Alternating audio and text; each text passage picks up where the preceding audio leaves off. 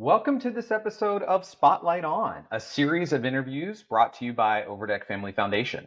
Here we sit down with our team members and the nonprofit leaders shaping the future of education and talk to them about innovation, evidence, and growth.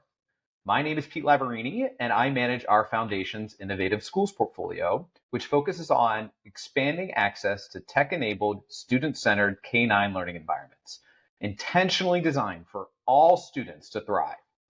Joining me for today's Spotlight on Evidence is my brilliant colleague, our Foundation's Research and Impact Officer, Meghan McCormick. Welcome, Meghan. Hi, excited to be here. Excited to be here too. Believe it or not, the 2024-25 school year is around the corner. In some places, it's probably even started already.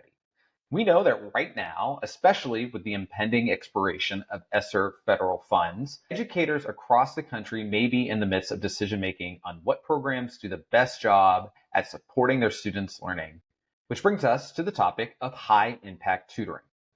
Research consistently demonstrates that high-impact tutoring can yield substantial gains in student achievement and has social and emotional benefits for students as well.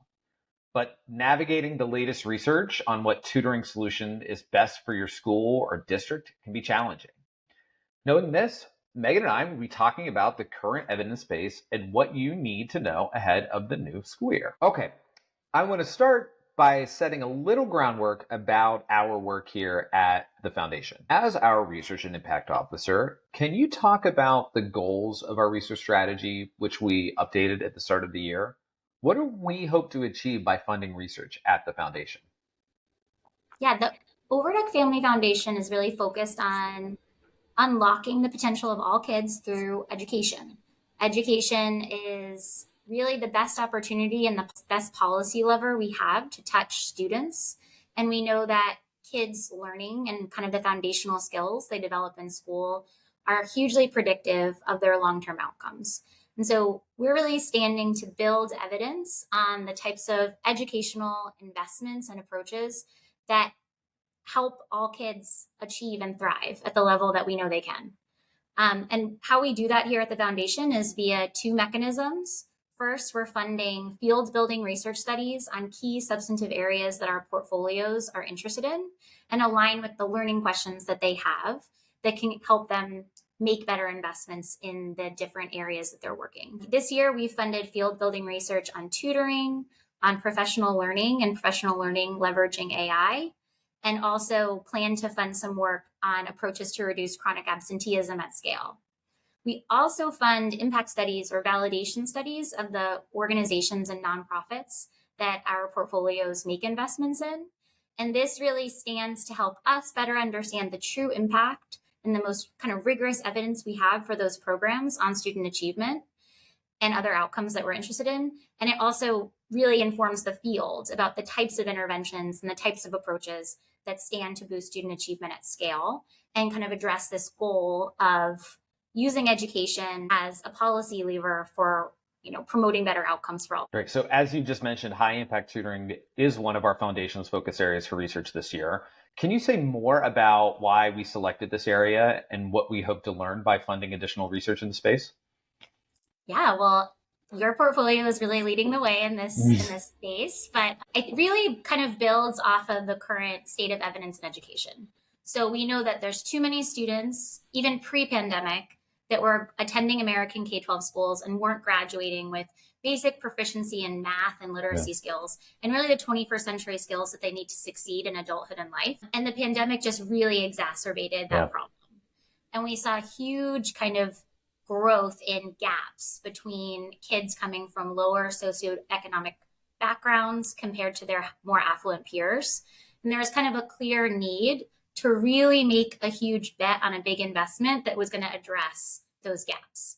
Schools obviously got billions of dollars in American Rescue Plan funding to address this issue of pandemic learning loss and the need for learning recovery. And one of the core areas that they decided to make investments in was high impact tutoring. This was exciting because tutoring is really an evidence-based approach. There's really decades of evidence from experimental studies, descriptive studies, quasi-experimental work, showing that when kids get high impact tutoring and they get the chance to learn with that kind of individualized approach, we see benefits and we see impacts on student achievement, particularly in math. And there's really just this opportunity at the foundation to continue investing in organizations that are working to scale high impact tutoring models across the country in innovative and cost effective ways. So we're focused on really investing in tutoring programs that align with this vision of providing high quality, personalized learning supports to students. And helping them scale and ensuring that they're delivering the type of programs that we know from research stand to have kind of big impacts on kids' achievement. We actually recently made a $500,000 grant to the University of Chicago Education Lab and MDRC to also kind of address this need to not only understand whether programs work, but what type of programs work best for which students under what circumstances. Because not every tutoring program, as you know, is kind of a one size fits all approach. It's going to work Right. for everybody in every setting. And so this research that we've contributed to with other funders is hopefully going to be kind of a game changer for understanding how to inform districts at scale, not just about which types of programs they should use, but who's really going to benefit from those investments and what the likely potential benefits are at what cost. Such an important question to answer as we enter into a place where the need is still so great to accelerate student learning and to engage students in their own learning and in their own school communities at a time whenever there just is going to be fewer resources available to do it. So becoming much more precise is so necessary for tutoring providers, for districts, for educators, and for students themselves. So I'm really excited about this particular research grant we made to further understanding on that. So let's turn now to some of the biggest questions school and district leaders may be facing as they consider investing in tutoring for the first time or consider renewing contracts or continuing to invest in the program in the upcoming school year. And we're going to try to keep these questions brief and rapid fire. So first, what does research tell us about the type of tutoring that works? What do we know about dosage, for example? So this is kind of a hard thing to unpack because there's so many different studies of so many different tutoring programs and they all have different program models and iterations. But the foundation has a grantee, the National Student Support Accelerator, who's really one of the leading evidence building organizations in this space. And they've collectively looked at the evidence and put together clear guidance for what is defined as high impact tutoring. So these are programs that are embedded into the school day. They're aligned to classroom instruction. They're delivered by highly trained tutors who stay consistent throughout the entire tutoring program. And critically, students attend tutoring sessions at least 3 times per week for more than 10 weeks. Collectively, it looks like those things put together seem to be what's needed to see an impact on student achievement. So let's dig into the nuance a bit here. Is tutoring equally valuable for all grade levels and all students? This one is also, there's no clear 100% answer. There's a little Bummer. bit of competing evidence. So collectively, there was a meta-analysis, which is a study that looks across all different types of tutoring programs and tries to understand kind of like the average effect across them. And that work suggests that the effects of tutoring overall tend to be largest among the earlier grades. So this, however, could kind of be a function of the type of outcome measurement being used in the studies because student test scores aren't available for younger kids, for example. And it could also likely reflect the fact that student learning is just more malleable in the earlier grades. Yeah. There's also work suggesting that tutoring programs can be most impactful for students who begin the year scoring lowest on assessments of academic skills. And this makes sense. If you kind of are in need of targeted support, you get the tutoring program, you're going to have a bigger impact than someone who's starting the year already scoring pretty well on these assessments. It's not 100% consistent across the literature because our colleagues at the University of Chicago and elsewhere have found other evidence that tutoring programs can really be beneficial for all types of kids. It really depends on the type of tutoring, like what the focus of the instruction is, and how well the program is able to target that instruction to each individual student's skill level. But collectively, I think it's probably fair to say that tutoring is likely to have the biggest impact on kids who are scoring lowest at the beginning of the year and also slightly larger impacts for younger versus older students, which is pretty consistent with broader evidence on educational interventions. Super helpful. Okay, so thinking of myself as a district leader or a school leader making these important decisions, should I be considering in-person tutoring, hybrid tutoring, virtual tutoring? What do those words even mean? What are the benefits and disadvantages of each? Help me shed some light on all those different terms and models going on. Yeah. The best evidence we have is really on these traditional in-person tutoring models, because those are the types of programs that have been rolled out for decades and have been studied probably at most length. In-person tutoring is really like that classic definition of a tutor working with 1 to 4 students in that like setting defined by what's required for high impact models. And they have that personal in-person relationship. There is pretty good evidence collectively. So, again, from that same meta analysis I was talking about, that those types of in person tutoring programs boost student achievement by about zero 0.2 to zero 0.3 standard deviations, depending on the grade you're in. That could be as much as a year and a half of learning. Huh? So, actually, one of the foundation's grantees, so a grantee that Pete works with, that you work with, Saga, they have actually been studied a couple times in pretty rigorous studies, so randomized control trials done by our colleagues at the University of Chicago Education Lab.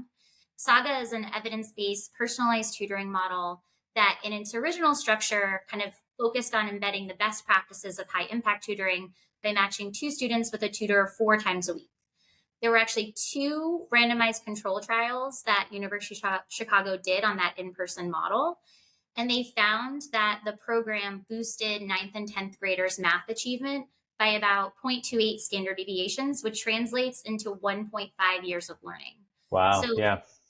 like, pretty big for It's that pretty type of big. It's pretty big. Yeah. big. It was kind of at a cost, though. So that model in 2013 to 2015, when it was studied, cost about $3,500 per student. So I think that's kind of the issue for districts. Like, how do you balance the size of the impact with what actually is required in terms of investment to see that impact? So, to your other question about hybrid models, that's really where some of this innovation we've seen in the last couple of years has focused on. So, how do you make tutoring just like more cost effective, and how do you implement it in a way that you can reach more kids? Hybrid models really combine that core focus of in person tutoring, but then also incorporating some student directed learning or computer assisted learning.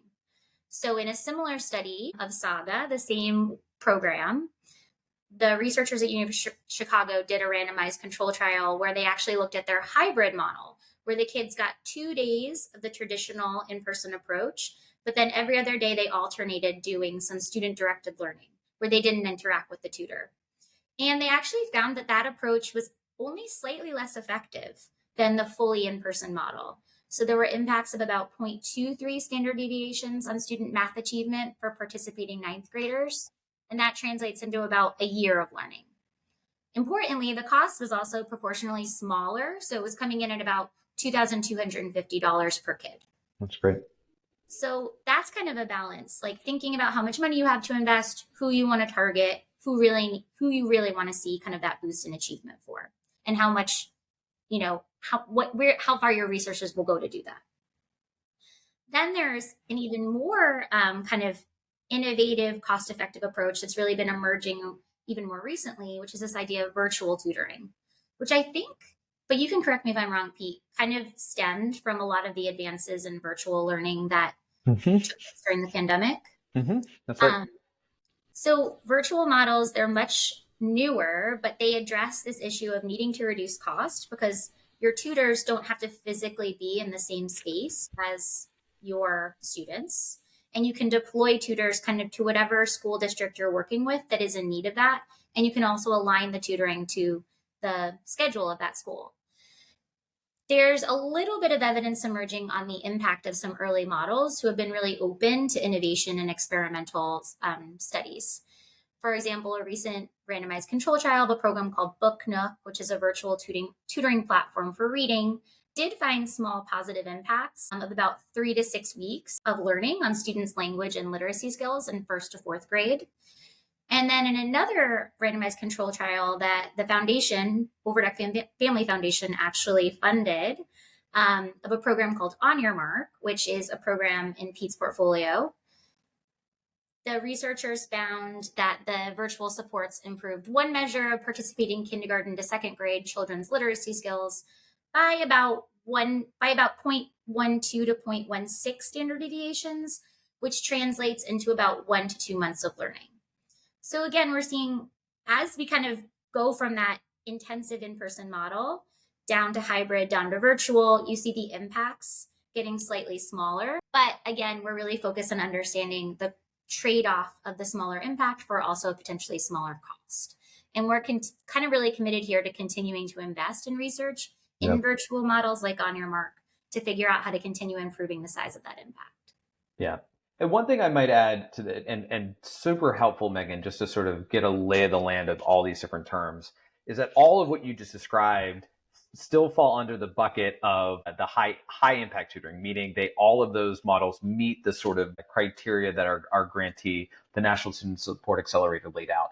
And so what you weren't talking about are some of those more on-demand homework help type tutoring models that really don't have the same sort of rigorous evidence base behind them, or really much evidence pointing the way of under what conditions even those can be effective. Is that fair to say? Yeah, totally. Great. Okay, so another important decision I might be making as a district leader: should I build my own tutoring program, or should I pay for one that already exists by going with some of the organizations like Saga or On Your Mark or Booknook that you just talked about? Yeah, this is a tough decision for district leaders, and it's really going to depend on a lot of things that are potentially out of folks' control. So the available resources for, either purchasing one of these programs or working with one of these organizations, the local labor market and the availability of tutors, and whether organizations are currently working with local tutors, and really like the current focus of the school that year and where they want to really invest their dollars to boost achievement. I think that, but there's kind of like two ways you can go. If you go the way of like building your own program, trying to follow these established best practices from high impact tutoring, I think you can design a program that is embedded into the school day. So focus on figuring out a way to ensure that kids are getting their tutoring when they're there, not after school, not on the weekends. Like make sure that you can maximize the chances of kids getting access to this programming. Make sure that it's aligned to what they're actually learning in their classroom and the curriculum that they're being exposed to.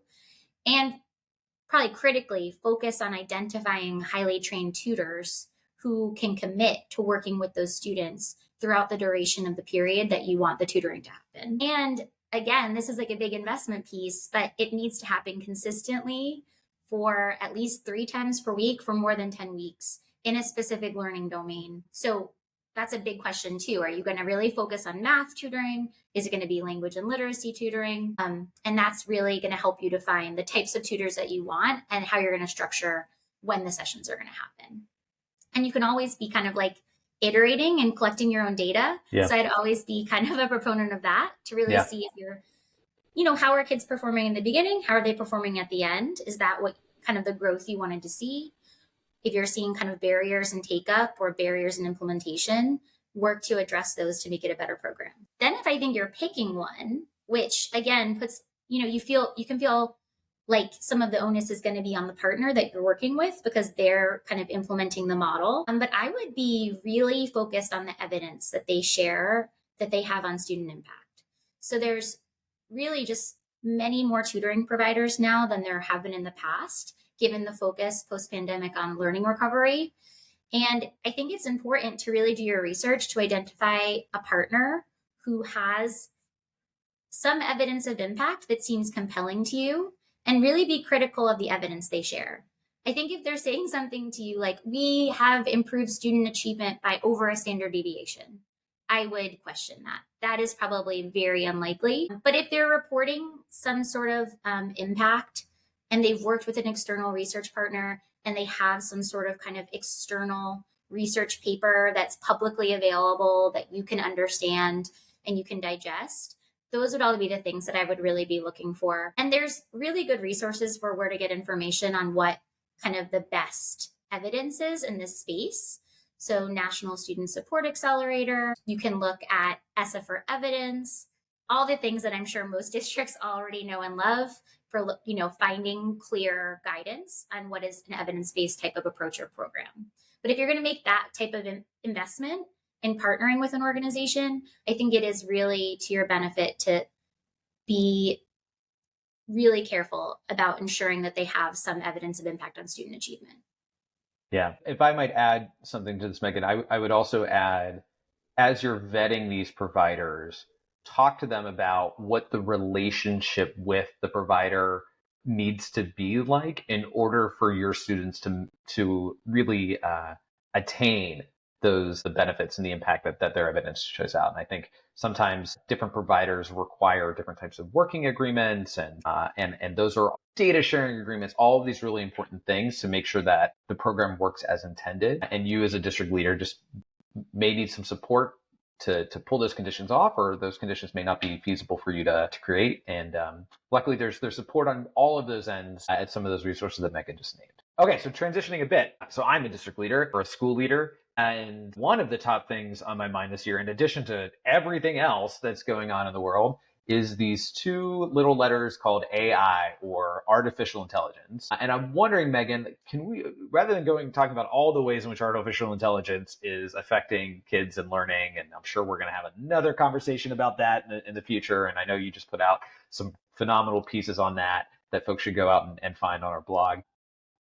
Can you tell us just a bit about how AI is being incorporated into tutoring, and how is it working so far? Yeah, it's very exciting opportunity. If you think about personalized learning, AI is probably like an innovation that can potentially deliver on this promise of truly personalized learning. But I think it's important to recognize that AI is so new, like Gen AI approaches are so new to the world, let alone education interventions and programs like tutoring.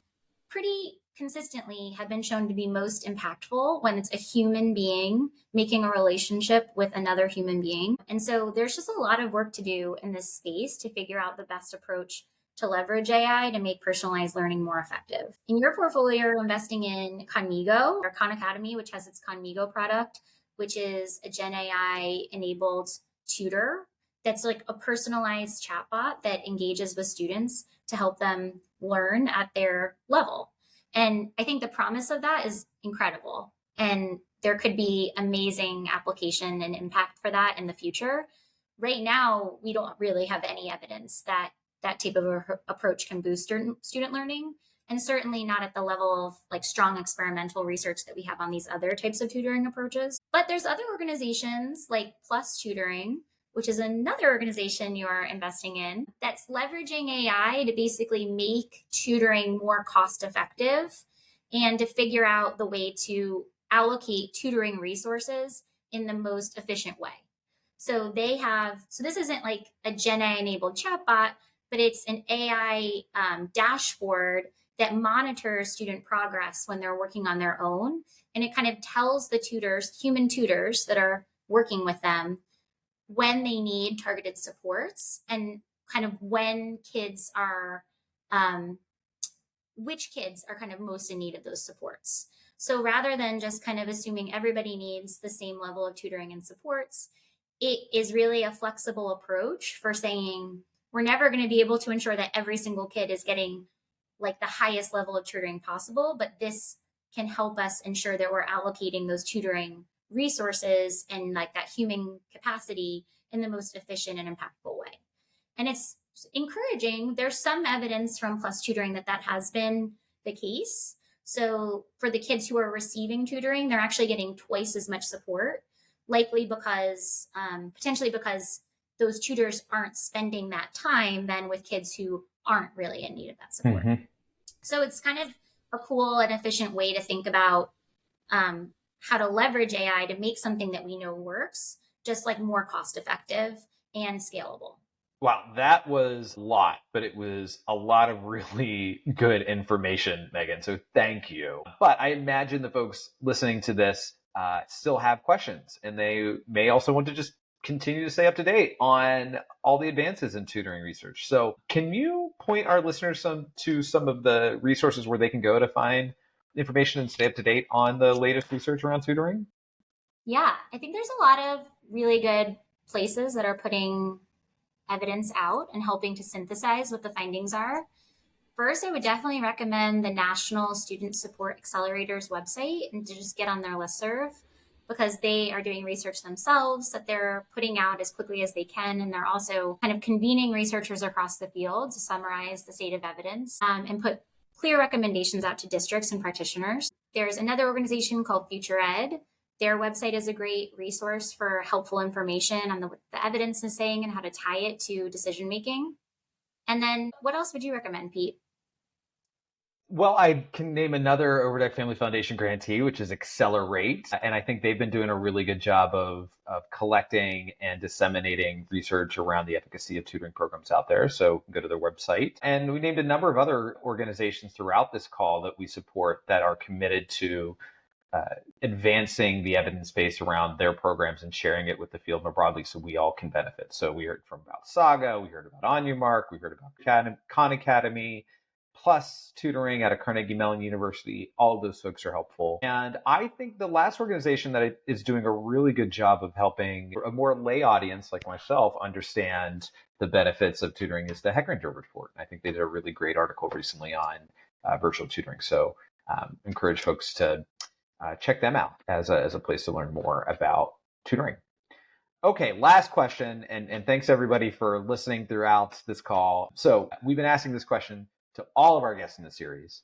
So let's close this out by asking each other. Looking ahead to the next decade in education, Meghan, what makes you hopeful? I think what is super exciting and relevant to this topic is post-pandemic, people really looked to evidence to figure out how to use those American Rescue Plan dollars and decided to make investments in programs like tutoring that we knew from decades of research really did kind of were the best bets for boosting achievement. And that is making me hopeful about people really leaning on what the research says and focusing on that and using their dollars and matching it with kind of where we really stand to see a boost in achievement. What about you, Pete? What are you hopeful about?